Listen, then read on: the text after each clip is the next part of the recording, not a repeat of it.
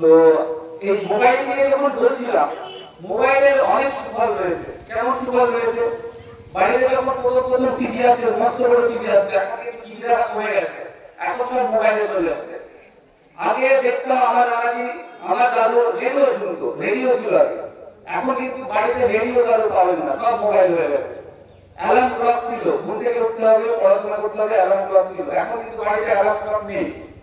মানে হয়তো কারো বাড়িতে থাকতে পারে দেয়া হয়ে গেছে, সব হয়ে গেছে মোবাইলে। হাত ঘড়ি পড়ার উদ্দেশ্য এখানে হয়তো 10 জনের হাতে ঘড়ি নেই, মোবাইল আছে তো ঘড়ি রাখবে না। এগুলো সুফল। আমার সমস্ত জিনিসটাকে কম্প্যাক্ট করে একটা ছোট্ট জিনিসে নিয়ে এসেছে। কিন্তু প্রত্যেকটা জিনিস এই টেকনোলজি সুফলের সাথে সাথে কিন্তু কুফল নিয়ে আসে। কুফল মানে কি? খারাপ জিনিস নিয়ে আসে। কি নিয়ে আসছে? এই মোবাইল আসলে সমাজে অনেক ক্ষতি হয়েছে, সেটা সবাই এই জিনিসটা সমর্থন করবে। কিন্তু আমরা আজকে আলোচনা করবো সাইবার ক্রাইম নিয়ে, সাইবার ফ্রড নিয়ে। এই মোবাইলে বা এই ইন্টারনেট, মোবাইল অ্যাকচুয়ালি একটা কম্পিউটার, একটা ছোট্ট কম্পিউটার। এটা এই কম্পিউটারে কি কিভাবে সাইবার ক্রাইম হচ্ছে, সাইবার ক্রাইম কি, সেইগুলো নিয়ে আমাদের আলোচনার বিষয়। তো সাইবার ক্রাইম জানতে গেলে প্রথমে জানি ক্রাইম বা অপরাধ জিনিসটা কি। আমরা অপরাধ বলতে কি বলি? যেটা আইন অমান্য কাজ, যেটা করলে সহজভাবে পুলিশে ধরবে, সেটাই ক্রাইম। একদম সহজভাবে যেটা বলতে পুলিশে ধরবে, কোর্টে যেতে হবে, সেটাই ক্রাইম। এবার সাইবার ক্রাইম হলো ঠিক সেই জিনিস যেটা অনলাইন ব্যবহার করে করছে। আগে কি হতো? আগে বাড়িতে ডাকাত করতো, ছোট একটা সময় ডাকাত করতো। আমি আমার গ্রামে দেখি ডাকাত করতে দেখেছি, রেলে ধরে আসতো। আগে বলে যেত আমার বাংলাদেশ বর্ডারে বাড়ি, সেখানে দেখতাম একটা সময় ডাকাতের খুব উৎপাত ছিল। বাড়ি ঘর যা পেত, টাকা পয়সা, গরু ছাগল সব কিছু নিয়ে যেত। এখন কিন্তু ডাকাতিটা কমে গেছে। এখন ডাকাতি হচ্ছে মোবাইল, কারণ সবাই সব টাকা অ্যাকাউন্টে রাখছে, আর ওই অ্যাকাউন্ট থেকে সব সাফ করে দিচ্ছে। মানে লোকও জানাজানির ব্যাপার নেই। এখানে ধরা তো করবে যখন কমপ্লেন হবে আমাদের কাছে আসবে, সেটা পোস্টে। কিন্তু কি হচ্ছে, ওই কেউ জানতে পারছে না, মানে ঘরের মধ্যে থেকেই ক্রাইমটা হয়ে যাচ্ছে, এবং একসাথে বড় ধরনের ক্রাইম হয়ে যাচ্ছে। এটা হলো ফিনান্সিয়াল ক্রাইমের মধ্যে একটা পড়ে, টাকা পয়সা নিয়ে ফ্রড করে। তাহলে আমরা সাইবার ক্রাইম জিনিসটা কিন্তু বুঝে গেলাম যে যেটা অনলাইন, মোবাইল, কম্পিউটার ব্যবহার করে যে অপরাধটা সংঘটিত হচ্ছে, সেটাই সাইবার ক্রাইম। এবার আমি আসি টাইপ অফ সাইবার ক্রাইম। কত ধরনের সাইবার ক্রাইম হতে পারে? একটু আগেই যেটা আমি বললাম যে ব্যাংক থেকে টাকা নিয়ে নেওয়া, এটা এক ধরনের সাইবার ক্রাইম, এটা ফিনান্সিয়াল ফ্রড হচ্ছে। আচ্ছা, বাড়িতে গ্যাস কানেকশন সবার আছে, অনেকের মোবাইলে ফোন আসে যে আপনার এটা আপডেট করে নিন।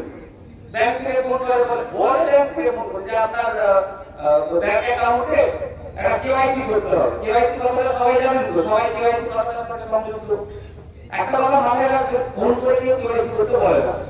যেটা করে সেটা চোর, ডাকাত, ফ্রডস্টার যে আছে, যে ডাকাত আগে চুরি করতো, ডাকাতি করতে আসতো, এখন সে মোবাইলে ফোন করে বলে কেওয়াইসি করে দেন। কেওয়াইসি করতে গেলে কি করতে হবে?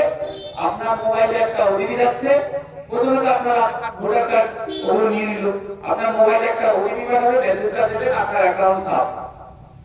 আপনি সারা জীবন আয় করে হয়তো দেখা যাচ্ছে 5 লাখ টাকা, 2 লাখ টাকা, 1 লাখ টাকা আপনি জমিয়ে রেখেছেন ব্যাংকে। সবাই মানে কষ্টার্জিত অর্থ।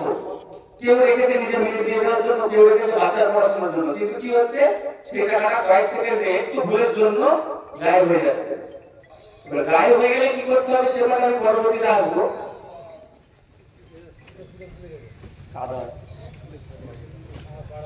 এবার এটা একটা ক্রাইম গেল যে ফোন করে ওটিপি চাওয়ার ক্রাইম।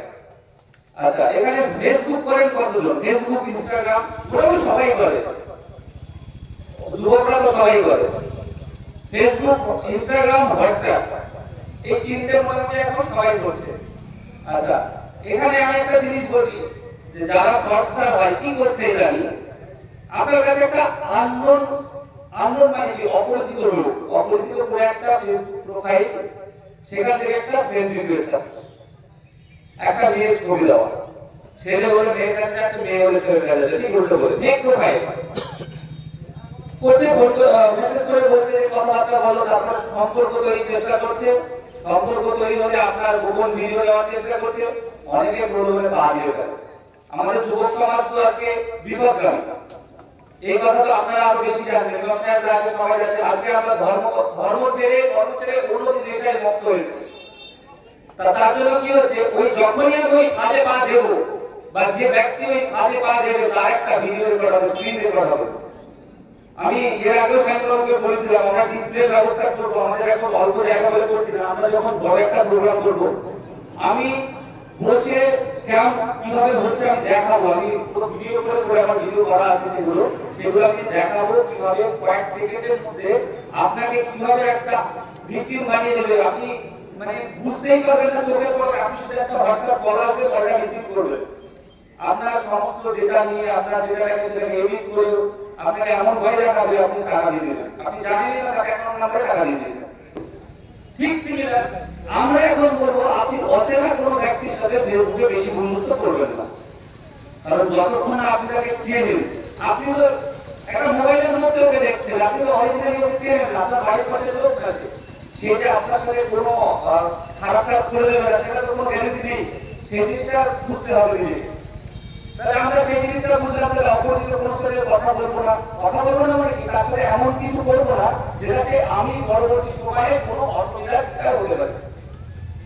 তারপরে আরেক ধরনের ক্রাইম কিরকম হচ্ছে, এখন এটা একদম নতুন ধরনের ক্রাইম। অনেকের কাছে দেখবেন ফোন আসে যে আমি সিবিআই থেকে বলছি, হোয়াটসঅ্যাপে ভিডিও কল আসবে, মোবাইল ফোন আসবে যে আমি সিবিআই থেকে বলছি, আমি ইডি থেকে বলছি, আমি ভবানী থেকে বলছি, আপনাকে অ্যারেস্ট করা হচ্ছে।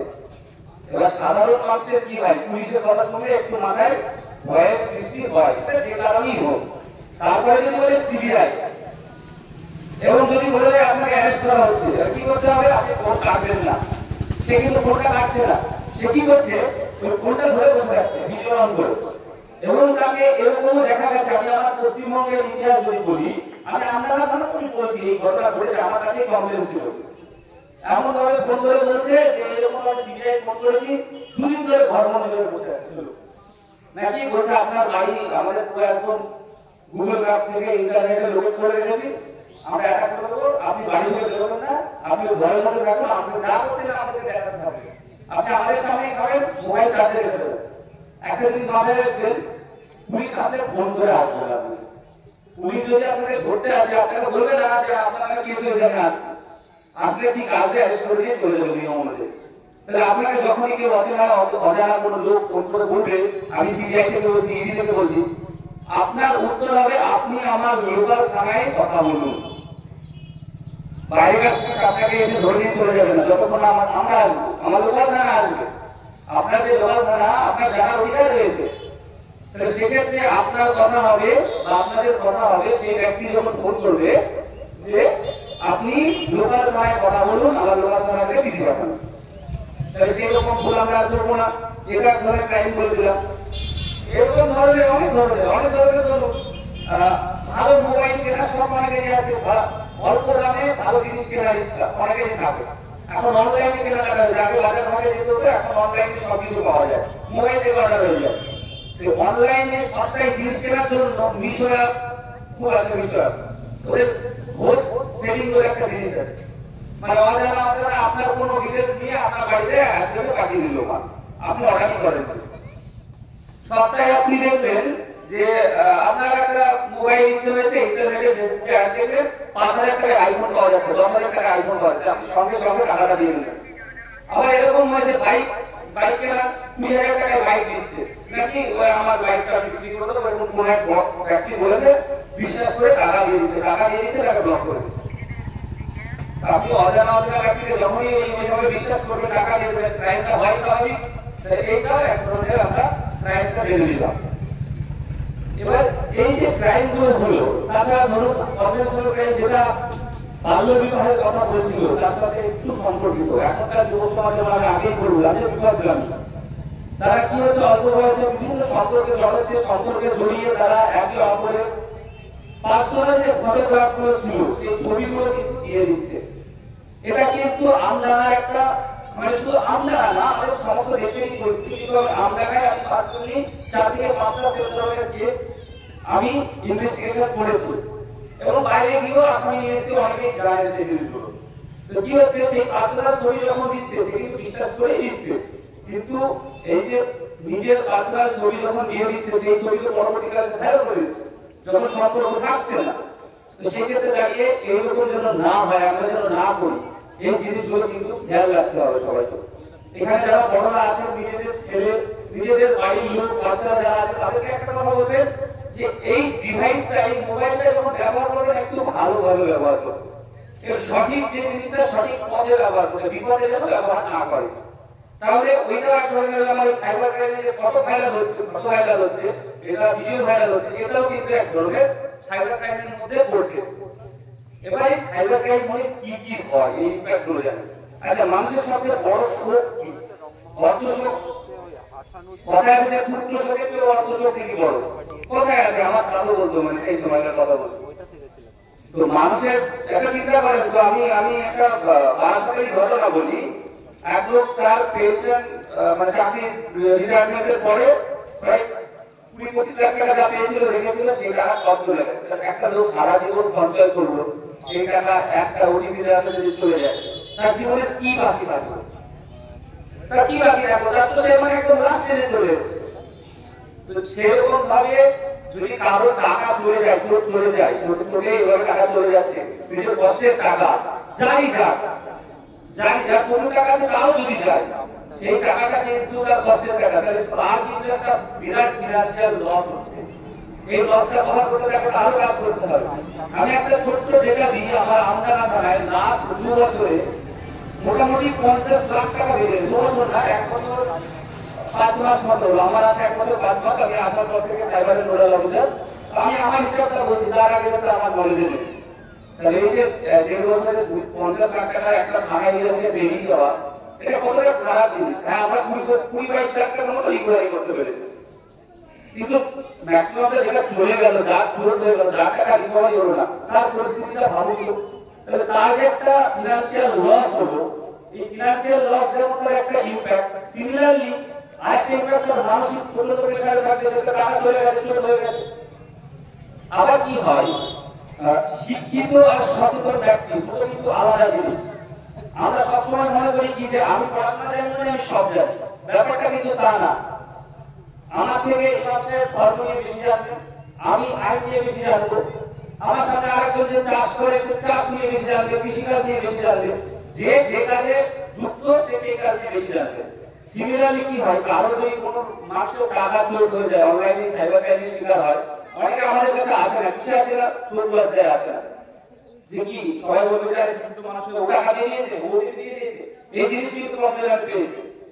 তো ফলস্বরূপ কি হচ্ছে, যে তার একটা সোশ্যাল নিজের ইমেজ তৈরি করে রেখে, আমরা যেটা দিয়ে তৈরি করে রাখি সেই জিনিসটা ক্ষতি হবে, এইটা ভেবে কিন্তু অনেকে যাচ্ছে না। তাহলে এই যে ট্রমাটার মধ্যে দিয়ে যাচ্ছে, এটাও তো ধরেন এক ধরনের ইম্প্যাক্ট, এক ধরনের ক্ষতি পরিস্থিতি।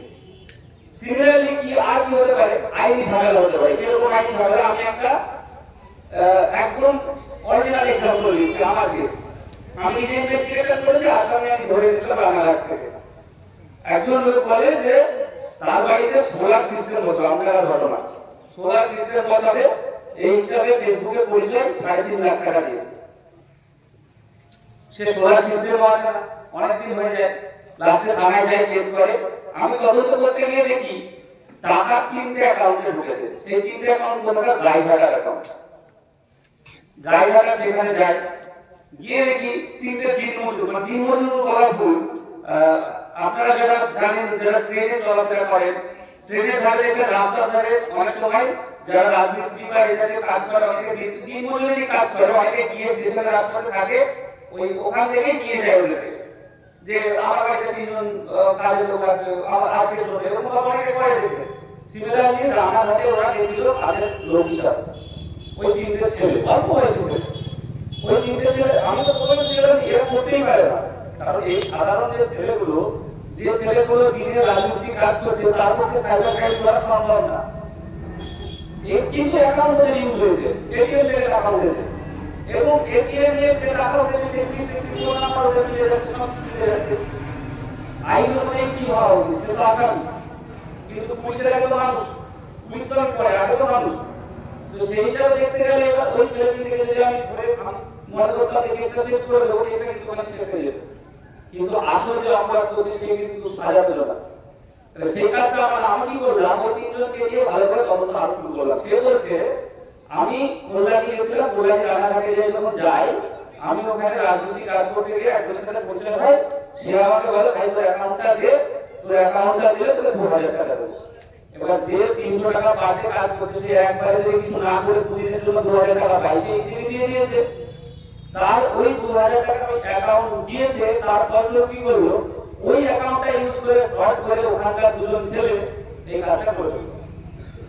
আমি ওই দুজনকে ধরেছিলাম, মানে ফায়দা দিয়ে দুজন করেছিল, ওই দুজনকে আমি ধরে নিয়েছিলাম। টাকা জারি করে হয়েছে, বাবুর কাছ থেকে ল্যাপটপ মোবাইল ফোন যেগুলো সিজ করা সিজ হয়েছে, প্রায় 60-65 দিন জেলও কেটেছে ওরা, তারপরে জামিন পেয়েছে।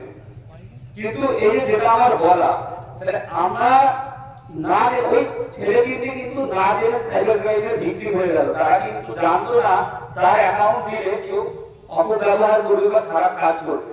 তাহলে আমি আপনি আজকে একটা জিনিস শিখি যে আমরা অচেনা অচেনা কাউকে, অচেনা যেটা ছাড়ো আপনি বাড়ির পাশের জন্য আপনি আপনার অ্যাকাউন্ট ব্যবহার করতে দেবেন না। আপনি কি জানেন যে আপনার অ্যাকাউন্ট ব্যবহার করলে সে কোনো খারাপ কাজ করবে না? এই আমরা এই আরেকটাকে আওয়াজের আশপাশের ঘটনা বলছি, নিজের বন্ধুকে দিয়েছিল নিজের আধার কার্ড প্যান কার্ড, ওর use Aadhaar card PAN card bank account use করে বাইক করে দিয়েছে ইএমআই। সে জানে না ওর বাড়িতে এখন চিঠি আসছে, রিপোর্টার এসে তুমি বাইক নিয়েছো এবার দাও টাকা। তাহলে আমি নিজের পার্সোনাল কোনো ডকুমেন্টস আমি কাউকেই দেবো না, অচেনা কাউকে দেবো না। এই জিনিসগুলো কিন্তু একটু মাথায় রাখবে।